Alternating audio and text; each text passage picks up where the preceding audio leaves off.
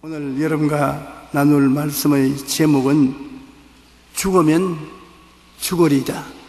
이 말씀으로 은혜를 나누고자 합니다. 하나님을 믿되 적당히 믿고 인본주의적인 삶을 사는 사람이 많이 있습니다.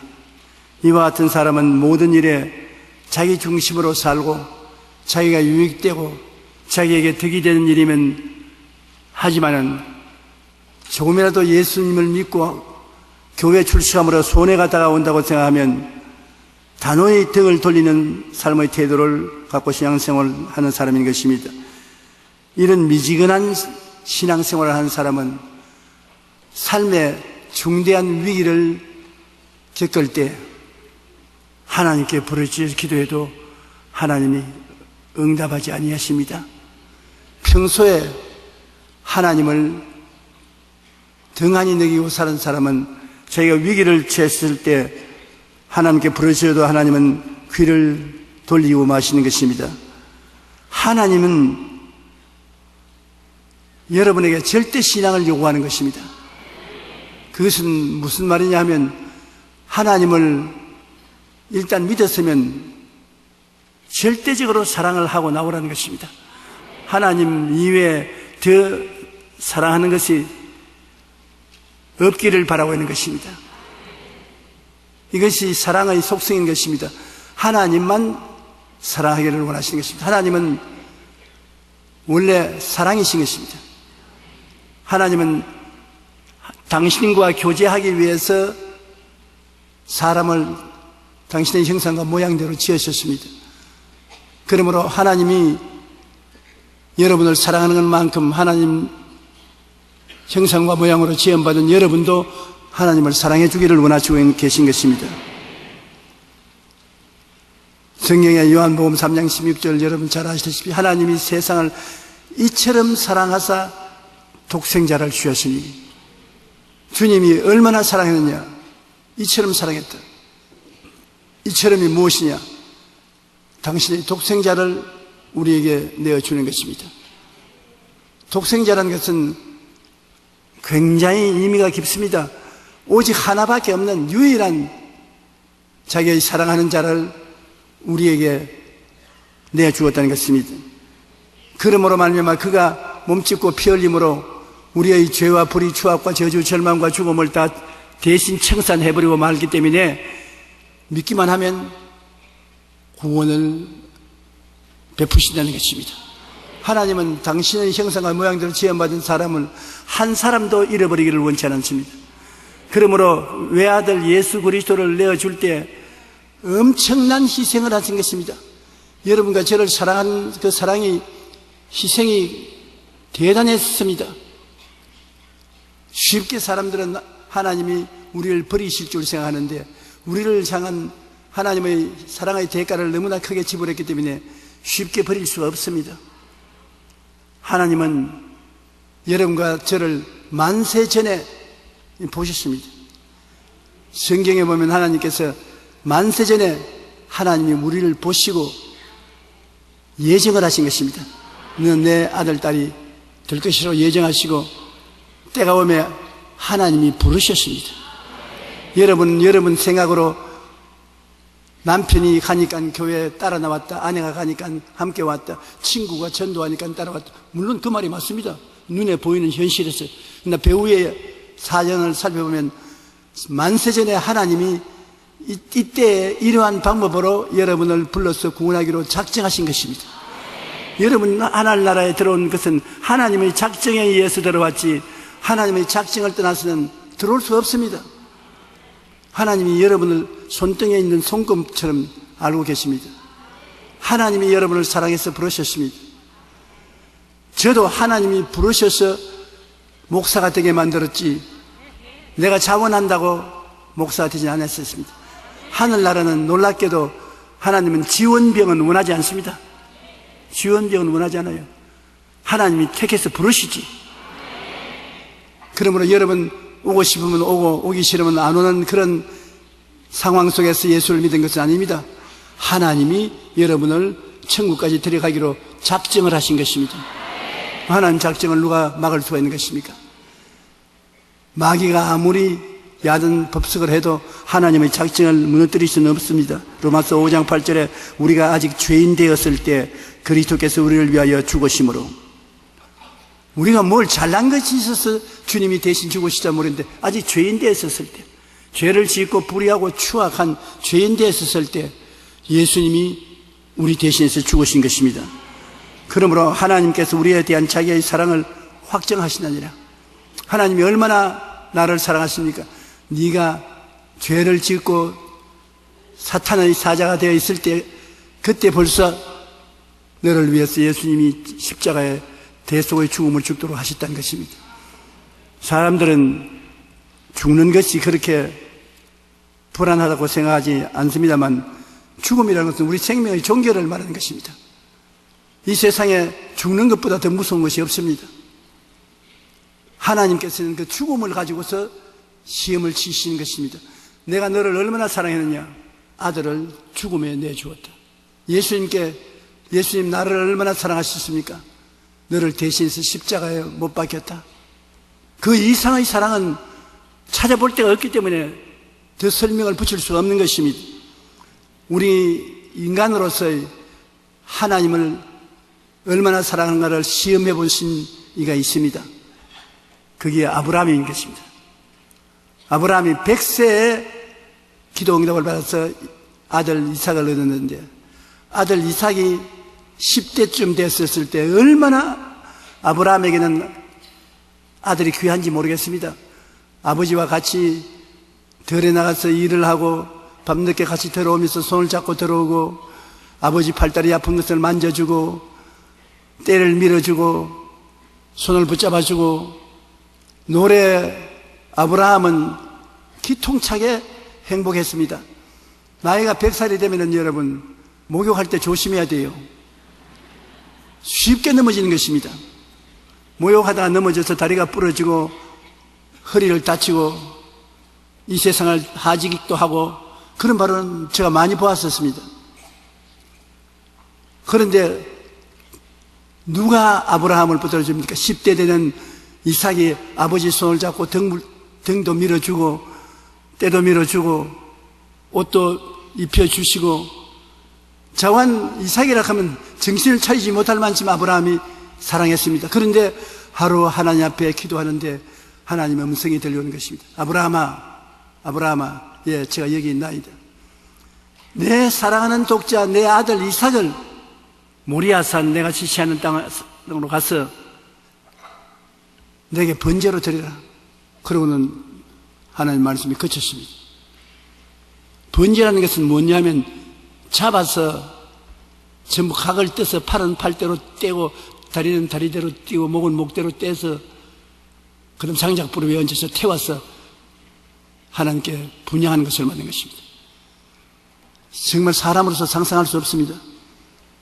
아브라함이 그 말을 들었을 때 땅을 치고 통곡하고 울고, 하나님 못하겠습니다, 발버둥 칠만 합니다.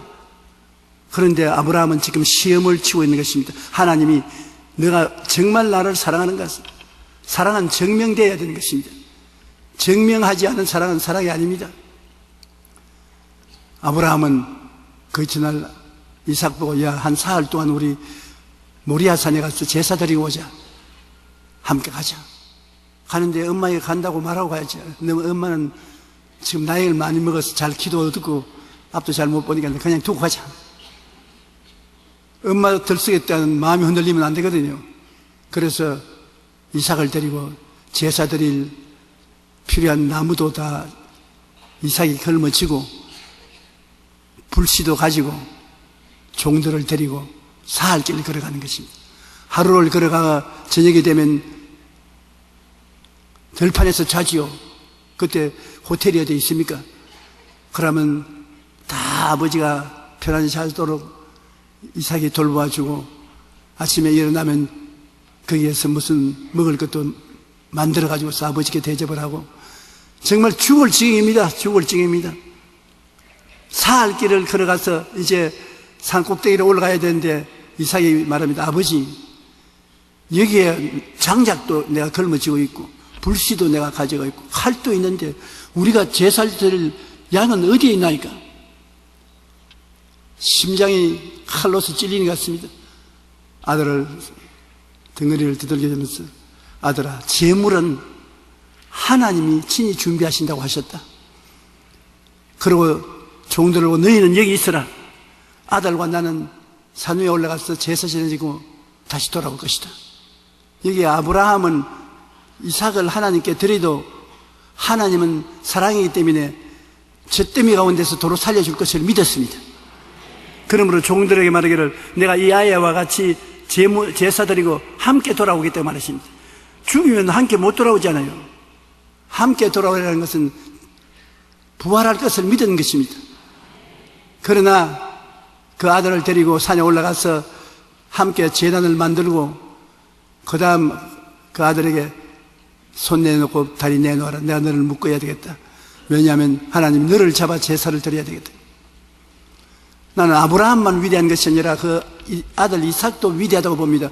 아버지하고 씨름을 하면 17, 18살 되는 아들이 100살이 넘는 아버지 대번에 넘어뜨릴 수 있습니다. 아버지 이제 보니까 미쳤군요. 나를 잡아서 제물로 드리다니요. 그렇게 할 수 있는 것입니다. 그러나 이삭은 두말하지 않고 팔대를 내놓아서 아버지가 묶게 하고 장작 위에 들어 누웠습니다. 이스라엘에 제사를 드리는 사람들은 어떻게 양을 잡는지 압니다. 양은 잡았을 때 경동맥 여기를 칼로서 따는 것입니다. 그래 막 아들의 목에 칼을 대어서 경동맥을 따려고 할 때 다급한 소리가 하늘에 들렸어요. 아브라함아, 아브라함아, 네 아들 이삭에게 칼 대지 마라.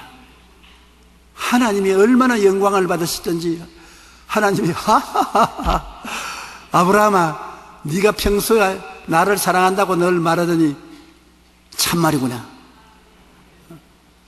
하나님은 세상을 이처럼 사랑하사 어떻게 아들을 주시기, 아브라함은 하나님을 사랑할 때 어떻게 아들을 주시듯이 사랑은 증명되어야 되는 것입니다.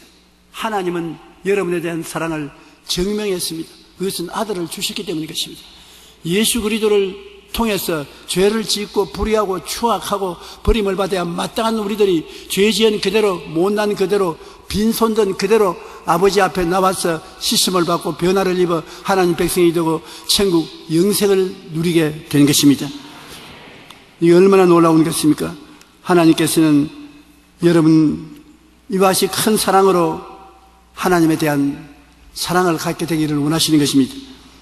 믿음과 사랑은 톱니바퀴처럼 서로 물고 돌아가는 것입니다. 사랑하게 되면 믿게 되고 믿게 되면 사랑하게 되는 것입니다. 믿음은 사랑으로 말미암아 역사하는 것입니다.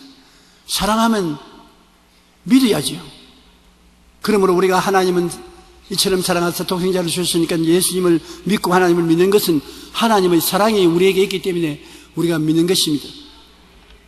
그리고 믿음이 있으면 사랑하게 되는 것입니다. 성경에 주님께서 말씀하지 않습니까? 너가 나를 사랑하고 내 말이 너희 속에 있으면 무엇인지 원하는 대로 구하라. 그래야만 주실 것이라고 말한 것입니다. 우리가 성경에 보면은 그런 신앙을 가진 사건들이 많이 있습니다. 이스라엘 백성이 바벨로니아의 포로가 되어서 잡혀갔었을 때 많은 이스라엘 젊은이들이 느부갓네살 왕에게 포로가 되어서 잡혀갔습니다. 그게 사드락과 메삭과 아벳니고라는 꽃다운 젊은 청년 세 사람이 느부갓네살의 포로로 잡혀갔는데 머리가 굉장히 좋아서 느부갓네살이 바벨론 도의 지사로서 이방인인 유대인들을 사용했었습니다. 은혜를 받은 사람들이죠. 그런데 느부갓네살이 자기의 명성을 높이기 위해서 자기를 신으로 존경하기 위해서 자기 모습을 닮은 금신상을 두라평지에 세웠습니다. 그리고 온 바벨로니아의 지도적인 인물들을 그게 다 모아서 상냥식을 하는데 이 악기가 여러 가지인데 하도 악기 종류가 많아서 나는 다 읽지도 못하겠어요. 그 여러 가지 악기를 연주할 때 모든 사람이 신상에 절을 하면 그 사람 살아나고 신상에 절하지 아니하면 죽이겠다는 것입니다. 그러니까 세상 사람들은 신상을 향해서 악기를 연주하려고 하는데 아직 연주도 안 했는데 엉덩이가 하늘을 쳐다보도록 그 땅에 머리를 숙이고 조아렸었습니다. 어느 임금의 명령이라고 타협을 하겠습니까? 그래서 악기를 연주하니까 전부 다 머리를 숙였습니다. 그 우상에. 안 죽으려고 다 두려워하는 것입니다. 내가 이 설교를 하니까 내 마음에 떠오르는 것이 있습니다. 우리도 일정 36년에 동방여배라고 해서 우리 대한민국 사람들이 전부 오포가 나면 동방을 향해서 절을 했습니다. 저는 초등학교 다닐 때가 동방여배를 하라고 호함을 치면 뭣도 모르고 일본을 향해서 절을 했습니다. 그때 우리 일반 국민들은 교육도 받지 못하고 생활은 극단적으로 어려운 곳에 일본 관원에게 대항했다는 목숨을 부지하지 못합니다. 나는 그때 많은 젊은이들이 군대에 끌려가고 장년들은 징용으로, 조요라고 해서 징용으로 끌려가고 젊은 아가씨들이 정신대에 끌려가는 것을 내 눈으로 보았었습니다. 젊은 아가씨들이 울고 불화하는데 일본 관원이 와서 끌어가는 것을 보았었습니다. 그리고 결혼을 하면 안 끌려간다 그러니까 그 당시에 제일 깃발 날린 사람이 누구냐? 장애인들이었습니다. 평소에는 그런 이쁜 여성을 아내로 꿈도 못 꾸었는데, 왜냐? 결혼을 하면 정신대에 안 끌려가니까 아주 장애인들이 아름다운 아가씨하고 결혼을 한 일들이 많았습니다. 그때 우리 대한민국의 사람들의 삶이란 형언할 수 없었습니다. 너무나 헐벗고 굶주려서 남부 여대하고 전북 한도로 저 북한 만주 지경으로 살아갔었습니다. 아마 유대인들이 당한 고난이 그와 같을 것입니다. 이 느부갓네살이 독재를 행하는데 그를 견딜 수 있으니까 죽음을 두고서 저항을 해야 되는데 사드락과 메삭과 아벳느고는 그 상냥식에 나가서 절 안 했습니다. 그들은 깊이 마음속에 하나님을 사랑하고 하나님을 위해서 살 뿐 아니라 죽기까지 하기로 각오를 했는데 사람들이 느부갓네살에게 왔습니다. 느부갓네살 왕이여, 느부갓네살 왕이여. 왕이 악기를 연주했는데 다른 사람들은 다 절하는데 왕이 사랑해서 높여준 사드락과 메삭과 아벳느고 바벨론 도의 지사세 사람은 꼿꼿이 서서 왕의 신상에 절하지 아니했습니다. 왕이 얼굴이 새파랗게 되고 몸이 부들부들 떨립니다. 무엇이 어떻고 어때? 그놈들 포로로 잡혀온 건 내가 키워가지고서 도지사까지 만들어 놓으니까 그래 나의 신상에 절을 안 해? 이놈의 자식들 맛 좀 봐라. 끌고 놀아. 그래 끌고 와서 앞에 세워놓고 너가 과연 내가 만든 이 신상에 절을 할 때 절 안 하고 꼿꼿이 섰냐? 그러니까 그렇습니다. 어떻게 감히 나를 대항하느냐? 그러니까 그들은 우리는 유대인입니다. 성경의 10계명 중에 내 앞에 다른 신을 두지 말라, 우상에 절하지 말라, 하나님의 이름을 망령되이 부르지 말라, 안식일을 거룩히 지켜라. 이 엄한 계명은 우리는 어길 수가 없습니다. 살아도 죽어도 이 계명을 따라하는 것입니다. 그러니까 왕이 밑에 부하들 보고 저 불구덩이에 불을 7배나 뜨겁게 하라. 그러니 장작을 막 집어넣고 해서 불이 활활 타는데 생지옥입니다. 이 사드락과 메삭과 아벳느고를 묶어라. 통째로 묶었습니다. 지금이라도 마음이 돌았으면 돌이켜라. 안 돌이킵니다. 너 젖더미가 될 것이다.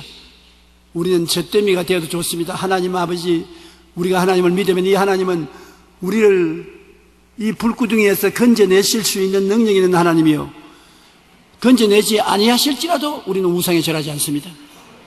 죽으면 죽으리다. 사드락과 메삭과 아벳느고의 신앙을 보면은 마음이 떨립니다. 과연 나는 그렇게 하겠느냐? 아이고 하나님 한 번만 눈 감아 주십시오. 다음에는 힘을 좀 얻어가지고서 용감하게 한번 해보겠습니다. 그렇게 타협하지 않을까 모르겠습니다. 왕이 명령이 너무 세니까 군인들이 그를 묶어서 불구덩이 곁에 갔다가 미끄러져서 떨어져서 미리 타 죽는 놈들이 한두 명 아니었습니다. 그런데 그곳에 사드락과 메삭과 아벳느고를 느부갓네살이 던져 넣으니까 깜짝 놀랐습니다. 왜냐하면 대번의 머리털부터 옷에 바삭하고 달 것인데 타지도 아니하고 그 세 사람이 묶었던 밧줄이 다 불에 타버리고 사지백체가 자유롭게 되어 구덩이 속에서 늘씬 춤을 추며 빙글빙글 강강수월래를 하고 있어요. 그런데 그 세 사람만 하고 있는 게 아니라 제 네 번째 사람이 함께 와서 손을 잡고 빙글빙글 도는데 넘어가는 자리가 보니까 네 번째 사람은 신의 아들과 누구겠습니까? 예수님이신 것입니다. 구약시대에 하나님의 사자로 나오는 분은 모두 다 천사가 아니고 사자로 나오는 분은 예수님이신 것입니다. 예수님이 육신으로 오기 전에 영으로 계셨을 때 그는 불문 속에 뛰어들었습니다. 하나님을 위해서 목숨을 내어 바친 사드락과 메삭과 아벳니고를 위해서 그가 뛰어들어오자 불도 타지 아니하고 힘이 없어진 것입니다. 왜냐, 우리 하나님은 여러분 전지전능무소부지하십니다. 하지 못할 일이 없어요. 하나님이 하고자 하면 무엇이든지 하시는 것입니다. 우리가 이 사실을 확실히 성령으로 믿어야 되는 것입니다. 하나님이 문을 열면 닫을 자가 없고 닫아놓으면 열 자가 없다. 우리가 밤의 놀램과 낮에 흐르는 살과 흑암 중에 하는 연병과 백주에 황폐케 하는 파멸이 다가와도 하나님을 의지하고 있으면 파멸을 두려워하지 아니할 것이라고 말하는 것입니다. 하나님을 의지하고 있으면 천인이 내 곁에서 만인이 내 우편에서 엎드려지나 이 재앙이 내게 가까이 오지 못하리라고 말씀하는 것입니다. 하나님을 사랑한 적 제가 너를 건지리라. 하나님을 안 적 제가 너를 높이리라. 하나님께 간구하리니 하나님이 응답하리라. 환난 때 너와 같이 하여 너를 건지고 영화롭게 하리라. 장수함으로 너로 만족해 하고 하나님의 구원으로 보이리라고 하시는 것입니다. 하나님의 뜻은 여러분에게 평안이요 환난이 아닌 것입니다. 축복을 주는 것이지 저주를 주는 것이 아닙니다. 하나님을 정성으로 믿는 정글을 가지고 있으면 하나님도 여러분에게 사랑하는 정글을 가지고 계신 것입니다. 느부갓네살 왕이 너무 놀라서 그 불구덩이 곁에 가서 사드락과 메삭과 아벳네고 위대한 하나님의 종이여 나오소서. 이제는 말이 달라지는 것입니다. 그 사드락과 메삭과 아벳네고가 불구덩이 속에서 나왔어요. 내 생각에는 안 나왔으면 좋겠는데 그럼 안 나오면 어떻겠냐? 왕이야 들어와. 안 들어오면 바싹 탈 테니까 들어와. 그래서도 느부갓네살이 불꽃 가운데 들어왔을 것입니다. 거기에서 하나님이 바싹한 태우고 반쯤 태워서 내보내면 그가 하나님을 믿은 사람이 되었을지 모르겠습니다. 그러나 아깝지만은 사드락과 메삭과 아벳니고가 걸어 나왔습니다. 머리를 만져보고 옷을 냄새 맡아보고 그걸 안아보고 조금도 상처를 안 입었단 말입니다. 무릎을 탁 치면서 이러한 하나님은 우리나라에서 본 적은 없다. 역사적으로 그 이야기를 들은 적도 없다.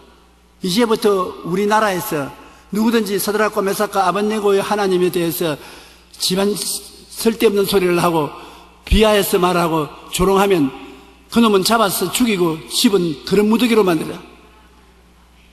하나님께 잘 빌라고 하고 싶은 말은 다 하는 것입니다. 그러나 그 때문에 사드락과 메삭과 아벳네고는 더 지위가 높아지고 사람들이 그로 말미암아 하나님을 두려워하게 되었다는 말씀이 기록되어 있는 것입니다. 이분들이 사드락과 메삭과 아벳네고에게 너 하나님을 사랑하느냐 묻는다면 이 사건을 꼭 말할 것입니다. 두라 평지에서 금신상에 절하지 않으면 불구덩이에 사람을 던져 넣을 때 우리는 불구덩이에 들어갔다 나왔습니다. 더 이상 말할 수가 없어요. 오늘 또 하나님께서 우리 보고 너가 정말 하나님을 사랑하느냐 시험을 치른다면 우리는 뭐라고 말하겠습니까? 우리에게는 그렇게 어려운 시험은 안 치르게 하는 것입니다. 하나님이 감당치 못할 시험 당함을 허락지 아니하시고 시험 당할 즈음에 피할 길을 내서 너희 감당케 해주시는 것입니다. 우리가 당하는 시험은 요사이 당하는 시험은 간단합니다. 성수주의라는 시험. 엿새 동안 일하고 일곱째 하나님 교회에 나와서 하나님을 섬기는 시험. 그게 무슨 시험이냐? 그게 다 적은 시험인데 넘어지는 것입니다. 친구들이 그날 등산 가자고, 그날 단풍 구경 가자고. 여의도면 나오면 단풍이 천지벽갈인데 단풍 구경 가자고. 골프 치러 가자고. 쉽게 하나님 하루만 봐주소. 그렇게 하는 것이 시험에 낙지하고 하나님을 실망케 하는 것입니다.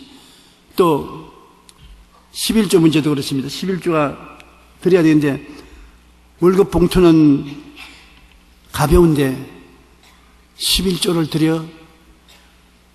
드리기가 힘들겠다. 아버지 하나님, 이달만은 그만 빌려주십시오. 내가 그대로 쓰겠습니다. 내 신앙상담 온 젊은이 한 분이 손에 11조 봉투를 가지고 나왔어요. 나가 왜 11조 봉투를 가지고 나오니까 목사님 기도를 좀 해줘야 되겠습니다. 내가 11조를 하나님께 내려니까 너무 아까워서 견딜 수가 없어요. 한 달 동안 내내 피땀 흘려서 일했는데 그게 11조를 하나님께 내니 너무나 아깝지 않습니까? 그러나 나는 하나님도 사랑합니다. 그러므로 아까운 마음 없이 주님께 11조를 내도록 좀 축복해 주십시오. 그래서 그 어렵지 않구나. 손 내라, 얹어라. 그래서 손을 얹어놓고 기도하니까 이 성경이 위에서 떨어지듯이 뜹니다. 그 내가 11조 내면서 뜨는 거 처음 봤어요. 내가 그래서 아니 너무 기뻐가지고 성령이 감동해서 떠느냐 아까워서 떠느니까 아까워서 떨어요. 아까운 겁니다. 그러나 내가 칭찬해 준 것은 그렇게 아까우면서 성경책을 덜덜 떨리면서도 11조를 냈다는 것입니다. 그러니 내는 것이 이겼지 않습니까? 하나님이 보시고 난 다음에 하나님 보시니까 11조를 가지고 벌벌 뜨는데 어느 것이 이기는가 보자고 나중에 하나님에게 올라오면 야 그래 그만치 아까운 것임에도 불구하고 네가 11조를 내게 내놓으니 내가 진실로 30배, 60배, 100배가 되어서 돌려주겠다. 그렇게 말할 것입니다. 간단한 시험이지만 성수주일이나 11조가 시험이 될 수 있는 것입니다. 또 그렇지 않으면 가까운 데 있는 친척이나 이웃에 전도하라는 거예요. 하나님이 전도해라. 아유, 하나님 만인을 다 택했다고 했는데 내가 안 해도 하나님 택해놓은 거 아닙니까? 뭘 내가 자꾸 전도하겠습니까? 그렇게 변명할 때가 많습니다. 에이, 나는 안 그러겠는데 저는 그렇게 했기 때문에 여러분 사람들이 많은데 버스를 타고 가는데 버스 안에서 전도해라고 성령님이 자꾸 말씀해요. 전도해라. 하나님 전도하면 시끄럽다고 뺨이라도 때리면 어떻게 합니까? 그 말은 안 하고 전도해라. 그 전도하려고 입을 열면 그렇게 힘들어요. 그런데 저는 청년 시절에 우리 나가는 교회 루피 리차드라는 분이 목사였는데 이 사람은 50이 넘어서 미국에서 회개하고 예수를 믿고 성령을 받아서 한국으로 선교사로 나왔습니다. 그러니 굉장히 열심히 전도하는 사람이라 그분 밑에서 자랐으므로 그분을 닮아가지고서 저도 열심히 전도를 했습니다. 여러분 우리가 사람들을 주께로 인도할 때 가장 좋은 전도 방법이 개인 전도인 것입니다. 개인 전도로 말씀을 전하는 것이 마음에 가장 충격이 많이 오고 하나님을 사랑하는 증거를 그에 나타내 보여줄 수 있는 것입니다. 여하간 그 다음에 일반적으로 여러분이 하나님을 사랑하는 증거를 보여주는 것은 감사하는 것입니다. 감사. 하나님은 감사의 제사를 굉장히 기뻐하시는 것입니다. 감사로 하나님께 제사를 드리며 지존하신 이에게 내 서문을 갚으며 환난 날에 나를 부르라. 내가 너를 건지리니 내가 나를 영화롭게 하리라. 감사는 원망, 불평, 탄식 이 모든 것을 이기는 하나님의 능력인 것입니다. 요사이 감기 백신을 많이 맞지 않아요? 여러분 겨울철에 감기 백신은 꼭 맞으세요. 근데 그 백신 주사를 맞고 나면 감기가 못 오는 것처럼 여러분 영적인 백신 주사는 감사입니다. 감사를 자꾸 하면 놀라운 하나님의 능력이 여러분에게 나타나는 것입니다. 원망, 불평, 탄식할 자리에 하나님 감사합니다, 감사합니다, 그저 감사합니다, 감사합니다. 원망, 불평, 탄식이 싹 사라지는 것입니다. 미움을 이길 수 있는 것도 감사합니다.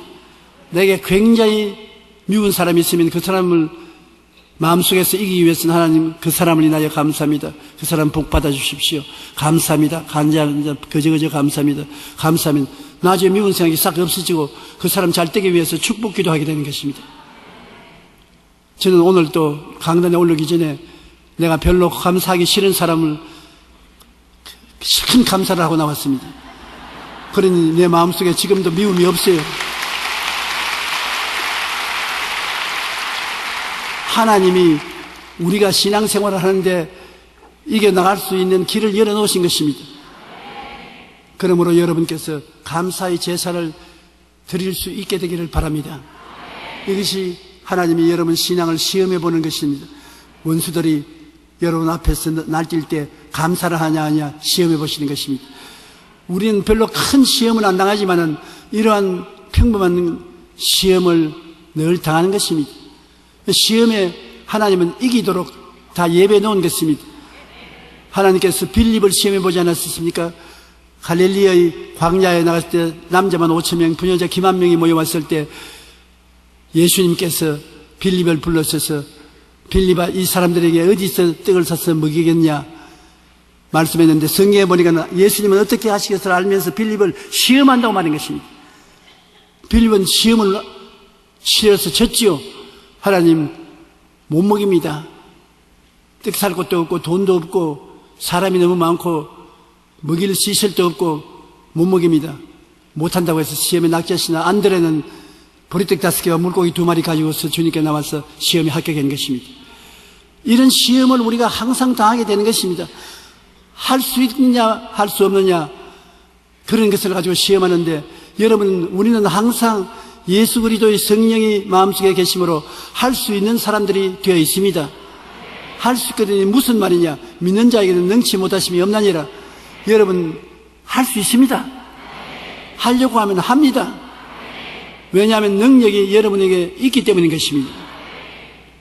골로새서 3장 15절로 17절을 보면 그리스도의 평강이 너희 마음을 주장하게 하라.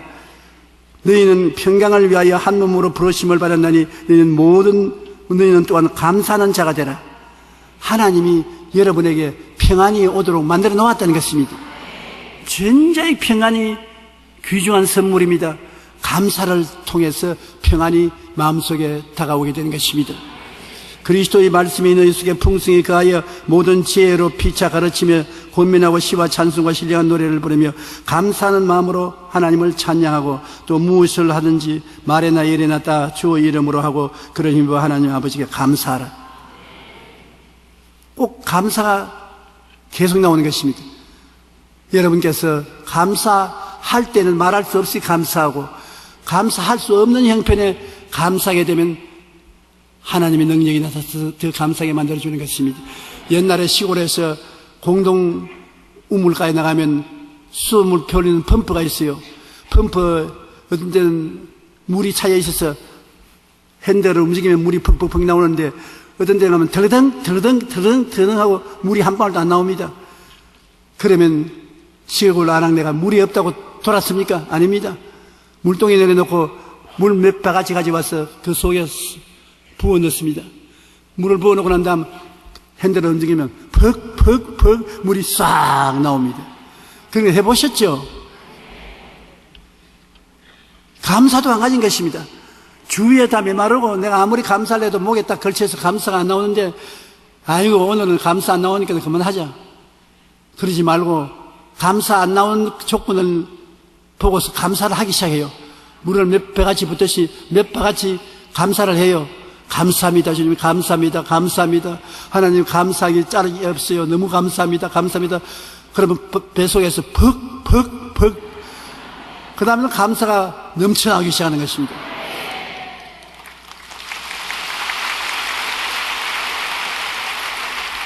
제가 옛날에 기도를 하루에 2시간 많을 때는 5시간 기도굴에 들어가서 기도를 했었습니다. 그럼 사람들이 다 내게 묻습니다. 2시간 동안 무슨 말을 하느냐? 5시간 동안 무슨 말을 하느냐? 어떻게 그렇게 할 수 있냐? 가르쳐다오. 가르쳐 주려면 내가 좀 부끄럽습니다. 그러나 나는 그렇게 오래 기도하는 방법을 평신도에게 배웠었습니다. 불광동에서 목회할 때 할아버지 한 분이 나와서 기도하는데 아침에 새벽 기도에 나와서 꿇어 앉은 것이 점심때까지 가도 그대로 기도를 합니다. 굉장히 좀 놀랍습니다. 그래서 내가 살살 기어가서 그 옆에다 귀를 대놓고 들었습니다. 나도 좀 배우려고. 아버지 하나님, 그저그저 감사합니다. 그저그저 감사합니다. 그저그저 감사합니다. 그저그저 감사합니다. 아버지 하나님, 그저그저 감사합니다. 그저그저 감사합니다. 그저그저 감사합니다. 아니, 나중에 내가 화가 나더라고요. 확 때려서 할아버지. 어이구, 놀래라. 왜요? 무슨 기도가 그저그저 감사합니다입니까? 무슨 감사한 조건을 말해야지. 나를 보더니만 젊은 전도사님, 나는 북한에서 피난온 사람입니다. 내 아내를 데리고 자식들 데리고 남한까지 생명 하나 안 잃고 찾아온 것이 얼마나 감사합니까? 그 일만 생각하고 감사해도 끝입니다. 그 다음 남한에 와서 굶주린 사람 많은데 우리는 동대문에서 점포를 해서 시장터에서 돈을 벌어 먹고 살고 있으니 이거 얼마나 감사합니까? 하나님 밥 먹고 살도록. 그런데 우리 식구들이 병 안 들고 건강한 것 얼마나 감사합니까? 그리고 비록 여기 달동네 내가 살고 있지만은 교회가 없는데 이 천막교회 전도사님이 와서 교회를 하고 있으니 얼마나 감사합니까? 예 있어 그 말씀하지 마십시오. 내가 평생토록 천막에 있으란 말입니까? 그런 말은 아니고요. 천막에 성공해 나가십시오. 감사합니다. 그래서 내가 나도 한번 해봐야 되겠다고. 그 다음 저도 내가 꼭 해야 될 기도는 하고 난 다음 그 다음은 하나님 이제 감사 기도를 들어갑니다. 아버지 감사합니다. 감사합니다. 감사합니다. 감사합니다. 그 감사 기도를 하니까 점점 마음에 감사할 것이 더 많아져요.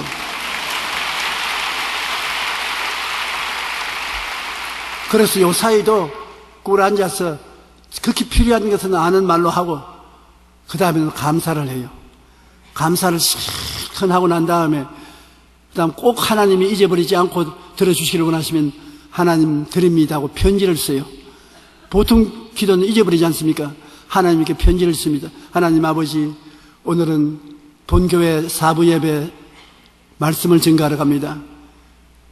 모든 주의 종들이 오늘은 다 추수감사 설교를 하는데 하나님께서 저보고는 추수감사 말고 다른 설교를 하라 그러셨습니다.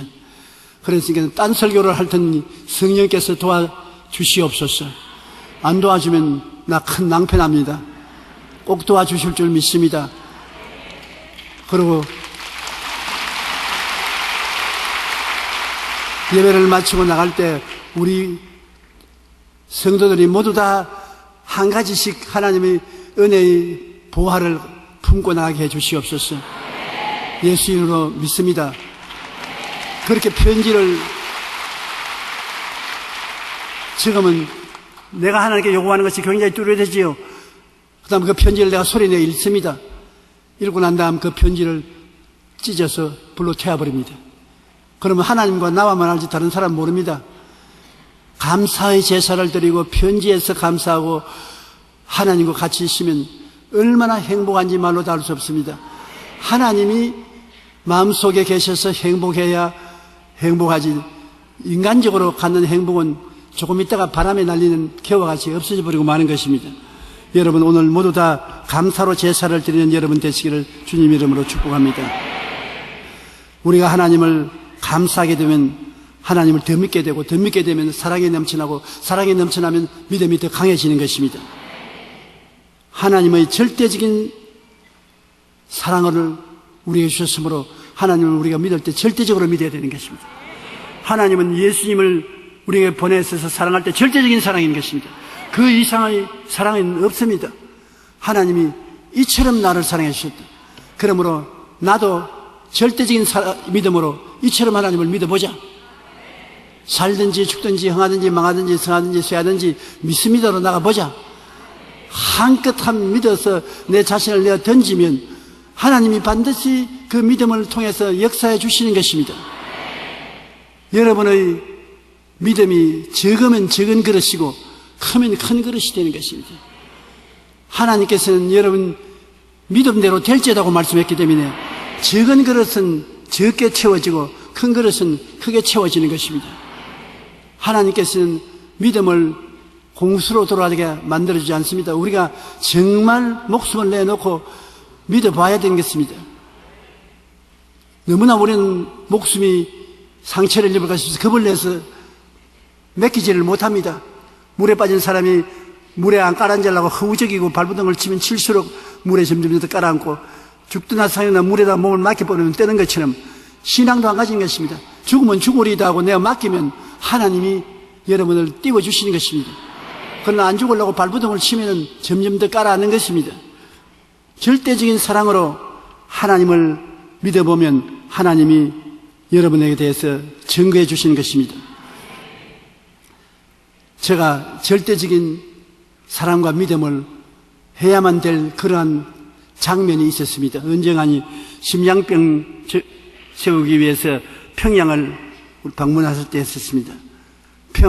평양에 다 들어가는데 내 마음에 늘 불안해요. 왜냐하면 내가 한국에 있을 때 대표적으로 북한을 공격을 하고 김정일을 욕을 하고 그렇게 했는데 내가 우리 성도들을 모시고 아시아나 비행기로 평양에 내릴 때 내가 성하게 내려오겠는가 그런 마음이 생겨요. 그래도 내가 주여 믿습니다 하고 갔는데 다 호텔에 다 들어가고 난 다음에 조련 위원장님, 조련이라고 그래요. 조련 씨, 그게 공산당에 쓴 높은 사람입니다. 안기부장하고 갔습니다. 그 사람이 나보고 사무실에 좀 가자 그래요. 그러나 즉각으로 마음에 느낀 것이 내가 잘못 왔구나. 하나님, 그래도 하나님이 저보고 북한에 심장병원을 세우라고 하심으로 하나님 명령을 따라왔습니다. 하나님을 내 사랑하는 증거가 있습니다. 하나님이 날 돌봐 주시옵소서. 그때는 마음이 위급하니까 조그마한 증거도 다 내고 싶어요. 하나님께 좀 잘 빌라고. 그래 앉으니까 그분이 차를 내게 대접하면서 우리가요 여기 있지만은 남한에서 일어나고 있는 일 다 알고 있어요. 조 목사 밥상에 올라선 반찬까지도 헤아리라면 헤아립니다. 그러면서 나보고 하는 말이 목사님이 시청 앞에서 방공급 폐지를 반대하는 연설을 할 때 우리는 북한에서 다 들었습니다. 여의도 순복음교회에서 공산주의를 매도하는 설교를 하는 것도 다 들었습니다. 그런데 그런 당신이 평양을 와요? 그래 내가 속으로 성령이여 도와주시옵소서. 내가 대답할 것을 모르겠으니 도와주셨어. 그래서 성령님이 도와줄 것 같이 마음에 감동이 와서 내가 말했습니다. 맞았습니다. 나는 여러분이 말하는 보수 꼴통입니다. 보수 중에도 보수요, 방공급 지지도 하고 공산주의에 대한 반대 발언을 가는 곳마다 했는 사실입니다.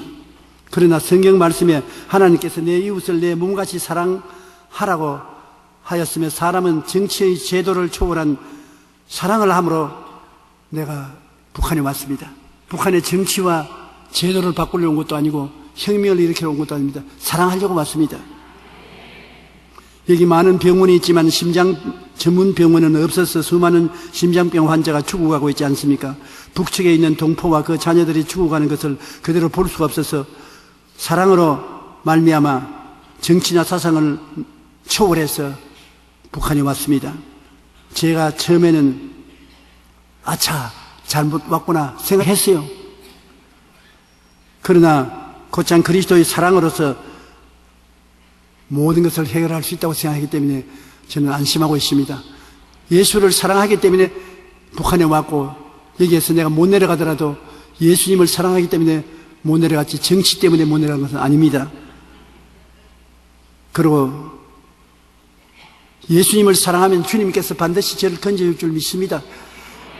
구약성경에 보면 스다락과 메삭과 아벳네고가 하나님을 사랑해서 우상의 절하나무로 불구덩이에서 건져낸 받은 것을 저는 알고 있습니다.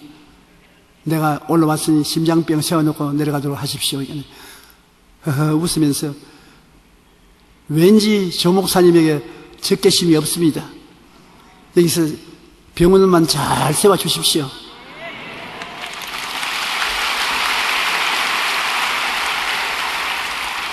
그리고 과연 내 보내주려냐 생각했는데 일어나시더니만 내 손을 잡고 호텔로 갑시다.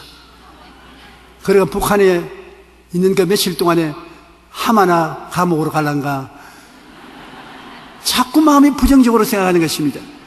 그런데 가면 긍정적으로 생각해야 되는데 부정적으로 생각하는데 그 부정적인 생각을 어떻게 하겠습니까? 아침부터 저녁까지 주여 평양에 온 것을 감사합니다. 그저 감사합니다. 평양에 온 것 감사합니다. 오늘 평양 안개부 부장을 만난 것을 감사합니다. 감사합니다. 그저 감사합니다. 그 한국말에 그저가 참 좋아요. 그 다른 말을 하려면 복잡하니까 그저 감사합니다. 그저 감사합니다. 그래서 하나님 도움으로 지금도 여러분 앞에 서 있는 것이 그저 감사합니다.